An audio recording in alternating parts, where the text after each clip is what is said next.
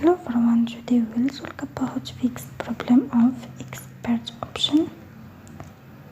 Click here on settings, then we click on apps. After that we will search for expert option.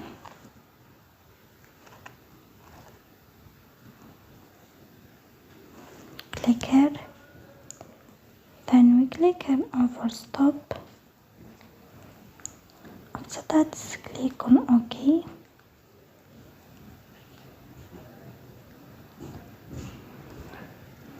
Then we will go down, click on storage. After that, click on clear cache.